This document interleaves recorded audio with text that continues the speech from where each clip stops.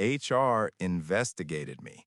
Not because I did anything wrong, because my manager needed a reason to control me and a paper trail to push me out. And it almost worked until one email, one timestamp, and one accidental reply all exposed the whole game.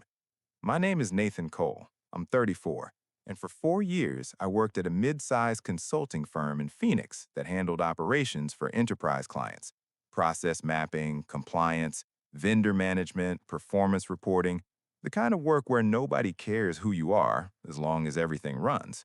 Our top client was Brightwell Medical, a regional healthcare network. If Brightwell was happy, leadership smiled. If Brightwell wasn't, partners started making calls like their houses were on fire. And for the last year, I was the one keeping Brightwell stable. Not because I begged for it, because when things got messy, I fixed them.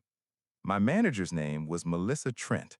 Melissa was professional in a way that felt rehearsed, always calm, always smiling, always speaking like she was reading from a corporate handbook.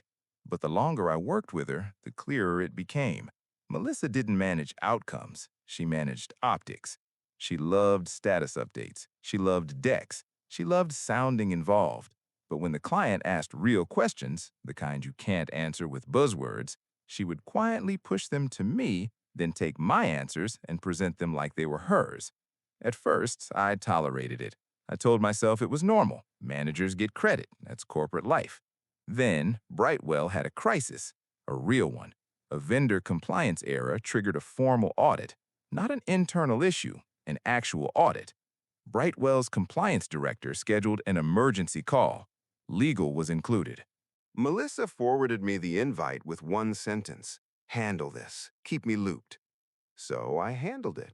I stayed late, I pulled the logs, I mapped exactly what went wrong, I wrote the corrective action plan, I coordinated with internal teams, and I saved the relationship.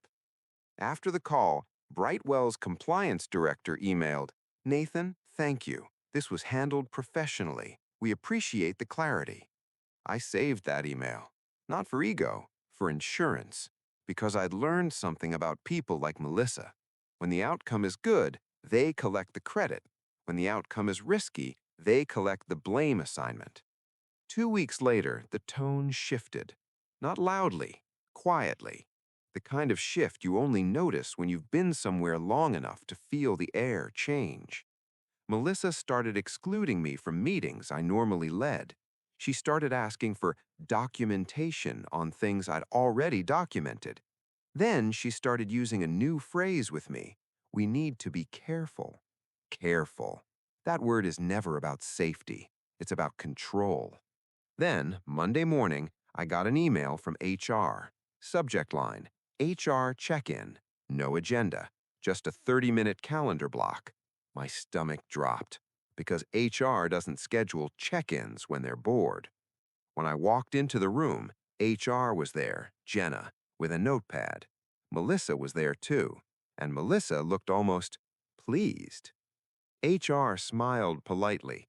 "Nathan, thanks for meeting. We received a concern and we want to understand context."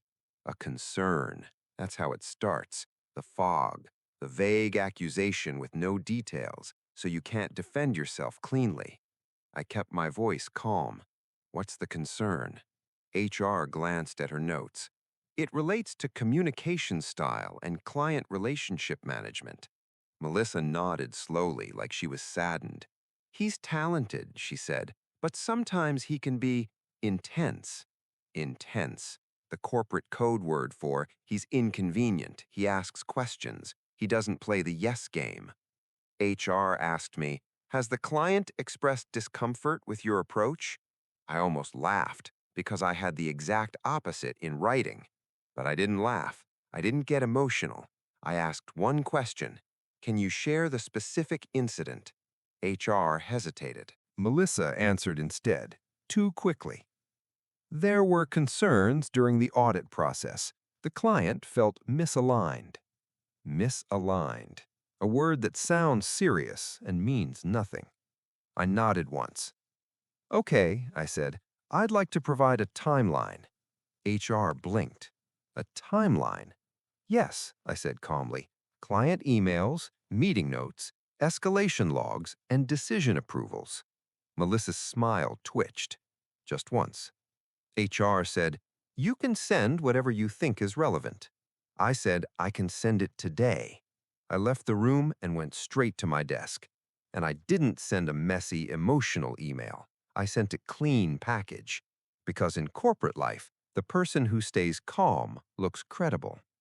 I opened my folder. Inside, Brightwell's praise email after the audit, the corrective action plan I wrote, the call notes showing decisions Melissa approved, the calendar invite where Melissa told me to handle it, and the most important piece, the email chain where Melissa asked me to draft the client response, then forwarded it as if she wrote it. I compiled everything. No accusations, no drama, just facts. Subject line, Brightwell timeline plus supporting documentation. I hit send to HR, and I CC'd Melissa because I wanted her to know I'm not guessing, I'm not emotional, I'm documented. 2 hours later, HR replied, "Thank you, we're reviewing." And I thought, okay, at worst, they'll keep poking. At best, they'll back off. But that night, something happened that changed everything. I got an email notification. It was from Melissa. Subject line, Nathan, HR narrative. And it wasn't sent to me. It was sent to HR and to a director and, accidentally, to the client, Brightwell. A reply all mistake, the kind you can't undo. I stared at the screen like my brain couldn't process what I was seeing because Melissa didn't just talk about me. She wrote it down in plain English. She wrote, "Nathan is becoming a liability. He has too much direct rapport with Brightwell. If we don't contain him, he could damage leadership perception."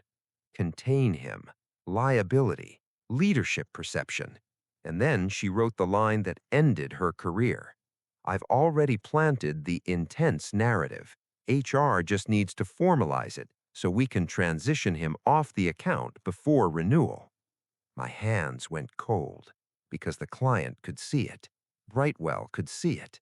And within 60 seconds, a new email came in from Brightwell's compliance director.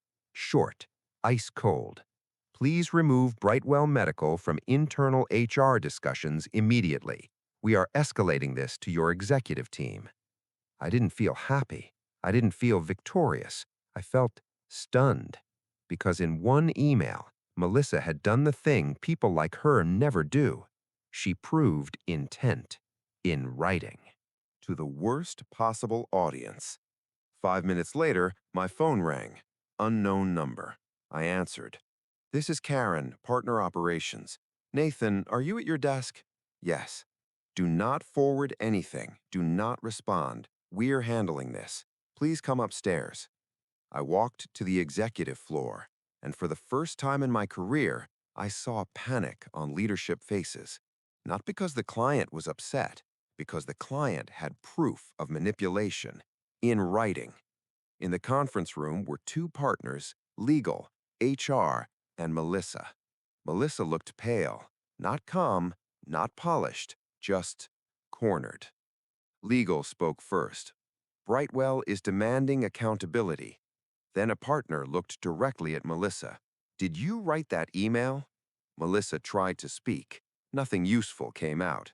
She stammered about miscommunication, about context, about pressure. The partner cut her off. "This wasn't pressure, this was strategy." Then he looked at me. "Nathan, did you ever receive client feedback that you were misaligned or intense?" I kept my tone steady. "No," I said. "I have the opposite in writing." I opened my laptop and showed the praise email. The partner stared at it. HR looked down, because everyone understood what this was, a setup. Melissa tried to build a story and accidentally handed leadership the evidence. The partner leaned back and said quietly, "Melissa, you're off the Brightwell account effective immediately." Melissa's face cracked. "You can't do this over one email." Legal replied coldly, "It's not one email, it's intent, and it's now a client risk." HR spoke next. "Nathan, the investigation is closed."